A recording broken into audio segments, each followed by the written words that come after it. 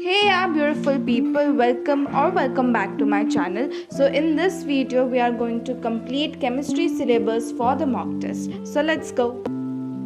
So I slept in the afternoon for about 1.5 hours. उसके बाद मैंने थोड़ा सा टाइम पास कर लिया था. So we started at about 6 PM in the evening. So हम इसमें भी पीछे से स्टार्ट कर रहे हैं, that is chemistry in everyday life. उसके लास्ट के जो तीनों चैप्टर्स है, chemistry in everyday life, polymers and biomolecules, are more of a rectification kind of a chapters which involves a few biology के कॉन्सेप्ट्स एज वेल. तो मुझे थोड़ा सा ऐसा बोरिंग लगता है क्योंकि याद ही रखना है और इसमें बहुत मैं मैसअप भी करती हूँ और मुझे बिल्कुल मज़ा नहीं आता है इसको पढ़ने में. बट स्टिल, क्योंकि last year from all these 3 chapters near about 3 to 4 questions came, so we have to study. So once I was done with this chapter, I went on to the next one, that is the polymers. वैसे देखा जाए तो फ़ायदे वाले ये chapters, इनमें से कुछ चीज़ें याद कर लो और 3-4 क्वेश्चंस तो आते ही हैं. तो 3 चैप्टर करके अगर आपको 16 मार्क्स मिल रहे तो not a bad deal I guess, क्योंकि बाकी चैप्टर में इतना पढ़ने के बाद भी कोई गारंटी नहीं है कि उसमें से कोई क्वेश्चन आएगा कि भी नहीं. एनीवे, सो पॉलीमर में it is very important to remember the structures as well. Chemistry in everyday life को नेग्लेक्ट कर सकते हैं, पर मैंने लास्ट ईयर इस चैप्टर को भी नेग्लेक्ट किया था, पर उसमें से मैंने काफ़ी PYQ में देखे कि इसमें से क्वेश्चंस पूछे गए हैं. So yeah, do remember the structures as well. फिर बीच में हाफ आवर मेरी मम्मा भी आ गई थी, तो मैंने मम्मा के साथ बातें कर ली and we wasted half an our.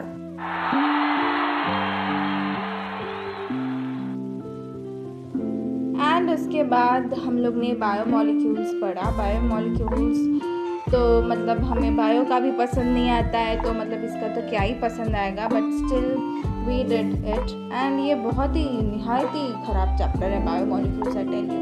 उसके बाद मैंने एट अबाउट 8-2 तक तीनों चैप्टर्स ख़त्म कर दिए थे. Then we had our dinner and उसके बाद ये सब हो चुका था and it was time for MCQs. तो इसमें MCQs भर के दिए हैं, लाइक एवरी चैप्टर के 150-200 MCQs है, तो उतना MCQs करने का कोई ऐसा सेंस बनता नहीं है. So I started by doing the PYQ MCQs. मैंने पहले सारे PYQs ख़त्म कर लिए एंड उसके बाद मुझे जो लग रहे थे कि हाँ ये MCQs इंपॉर्टेंट है, इनको कर लेने चाहिए, क्योंकि उसमें ना काफ़ी एक ही बार ऐसे गोल घुमा के या कुछ डिफरेंट वे में पूछते तो सेम ही है. तो मैं एक टॉपिक के 5-6 MCQ कर लेती थी and then I went on to next topic. But मैंने एवरी चैप्टर से 100 MCQs तो आई डिड.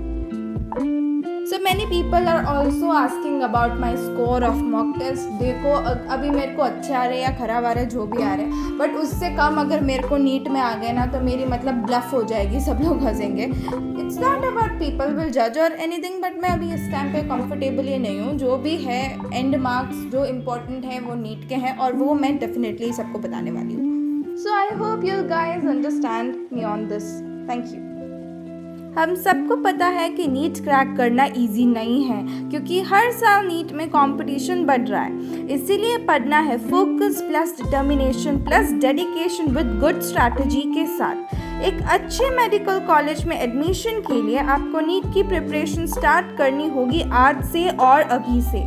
तो सबसे ज़्यादा ज़रूरी है गुड स्ट्रैटेजिकल स्केड्यूल. 11th के स्टूडेंट्स के लिए अर्जुना नीट 2024 बैच अब है 4500 में और 12 स्टूडेंट्स के लिए है लक्ष्य नीट 2024 बैच सिर्फ 4500 में. यकीन ड्रॉपर नीट 2024 बैच अब सिर्फ 4600 रुपीज़ में.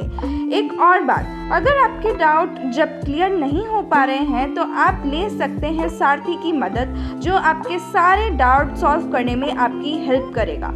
आप कोर्सेज परचेज करने के लिए डिस्क्रिप्शन में दिए PW लिंक पे क्लिक करें और कोर्स परचेज करने के लिए मेरा कूपन कोड यूज़ करें, जिससे आपको मिलेगा ₹150 का इंस्टेंट डिस्काउंट. कल रात मैं तीनों चैप्टर के MCQs करके थोड़ा जल्दी सो गए थे, बिकॉज मुझे और पढ़ने का मन नहीं कर रहा था बिल्कुल भी और फोकस नहीं कर पा रही थी. तो मैंने बोला फालतू में जग के क्या करना. फिर मैं सुबह 7:30 उठी, फ्रेशन अप हुई एंड एट अबाउट 8:15 मैंने पढ़ाई स्टार्ट कर दी and we are starting the fresh day with amines. ये चैप्टर काफ़ी सिंपल सा है, छोटा सा है. इसमें 7-8 रिएक्शंस और प्रिपरेशंस ही है जो हमें याद रखनी है. तो मैंने सबसे पहले अपने नोट्स में से चीज़ें पढ़ना शुरू की और वो मेरे नोट्स नियर अबाउट 25 मिनट्स में कंप्लीट हो चुके थे, क्योंकि मैंने इसको पहले भी 2-3 बार पढ़ रखा है एंड मैंने जैसे बोला काफ़ी ज़्यादा छोटा चैप्टर है, तो मैं इसको जो रिएक्शंस मुझे याद रखने थे वो मैं लिखती जा रही थी साइड में, and we were done with the chapter in less than half an hour. So yeah, great thing. So after I was done with the theory part of this chapter, it was the show time, that is जो भी theory हमने पढ़ी, जो भी reactions हमने पढ़ी उसका show time, that is MCQ practice. तो इस चैप्टर जो ऑर्गेनिक बुक है मेरे पास उसमें भी काफ़ी कम MCQs है इस चैप्टर के, sorry, that is about exact 56 MCQs ही थे, एंड उसके भी मैंने PYQs किए और ये फर्स्ट एक्सरसाइज की, and then we were done with this chapter as a whole. Theory plus MCQs both done.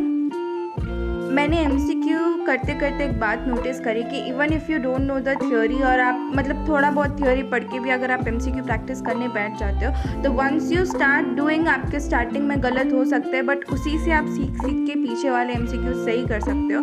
और अगर आप सिर्फ थ्योरी करते रहोगे तो फिर आपका कुछ भी नहीं होना. That is my personal experience. जब तक आप MCQs नहीं करते हो we don't get to know कि कहाँ से क्वेश्चन आ रहे हैं और क्या टॉपिक हमारा वीक है.